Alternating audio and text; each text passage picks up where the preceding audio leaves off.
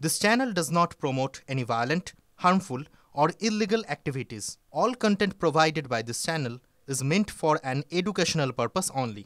Top quality और consistent performance के लिए सिर्फ सिल्वर पंप नाम याद रखना। টেন্ডারটা তাজবেঙ্গলের পাশের জমি তো ওইটা কেন নতুন টেন্ডারের কারণ কি? দেখুন, কারণটা কি সেটাই তো আমরা বুঝতে পারছি না। আমরা বলছি টেন্ডারটাই তুমি করতে পারো না।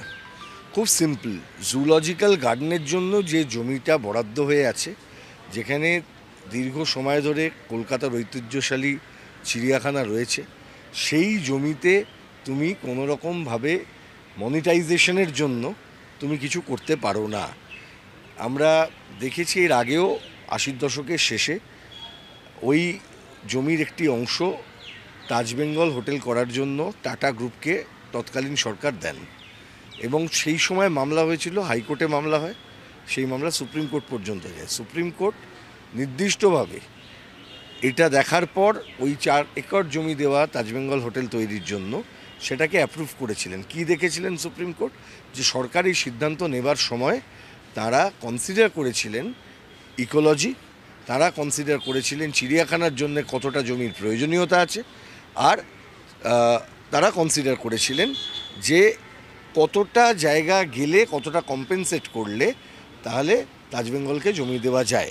এগুলো দেখার পরেই তৎকালীন সুপ্রিম কোর্টের বিচারপতি ছিলেন জাস্টিস চিনাপ্পা রেড্ডি, তাঁর যে জাজমেন্ট খুব পরিষ্কারভাবে তিনি বলেছিলেন যে এটা অ্যালাউড করা হলো এবং এটা বলেই একটা পজিশনকে সেটেল করলেন। আজকে এত বছর পর আনসেটেল করাটাই তো একটা প্রশ্ন। ইন দি মিন টাইম যেটা দেখা গেছে যে বন দপ্তরের বক্তব্য ছিল যে আলিপুর অঞ্চলের মধ্যে ২০০০ স্কোয়ার মিটার জমি চিড়িয়াখানাকে দিতে হবে, তবেই পারবে। আবার বলা আছে যে আরবান ডেভেলপমেন্ট অ্যাফেয়ার্স তারা গিয়ে আবার আবেদন করতে পারে ওরা যাতে ওটাও ছেড়ে দেয়। ওটাও তার মানে চিড়িয়াখানা নিয়ে কোনো ভবিষ্যৎ নেই, চিড়িয়াখানা বন্ধ করে দেওয়ার পরিকল্পনা করছেন, চিড়িয়াখানা কোথায় হবে তার কোনো প্ল্যানিং নেই। ফলে এই মুহূর্তে একটা অ্যাব্রাপ্টলি আরবিট্রারিলি এই কাজটি করা হয়েছে এবং যদি আপনারা টেন্ডার ডকুমেন্টটা দেখেন, প্রশ্ন তো এখানেই, কলকাতা মিউনিসিপ্যাল কর্পোরেশন জানে নাকি এই জমিটা কার? তারা বলছেন দে may be the owner. May be দি ওনার মানে তো তার ভিত্তিতে রাজ্য সরকার স্থির করে ফেললেন কলকাতা কর্পোরেশন। জমিটা আমরা যতদূর পর্যন্ত জেনেছি সুপ্রিম কোর্টের ওই জাজমেন্ট থেকে, এই জমিটিকে বলা হয় বেগমবাড়ি ল্যান্ড। কারণ জানা যায় যে আলিপুরের ওই অংশটিতে যে জমিগুলি আছে এগুলো মুর্শিদাবাদের নবাবের পরিবারের এবং সম্ভবত মীর জাফরের পরিবারের ল্যান্ড হচ্ছে ওইখানটায় ছিল এবং সেই যে বেগমবাড়ি ল্যান্ড, যে ল্যান্ড ইতিমধ্যেই আমরা ওইভাবে ক্লাসিফাইড হয়ে আছে, তার মালিকানা কলকাতা কর্পোরেশন কীভাবে দাবি করছে। বলছে মেয়র একদিন গেলেন আর গিয়ে দেখলেন এবং মনে হলো ফাঁকা জমি আছে আর ওটাকে করে নেওয়া যাবে।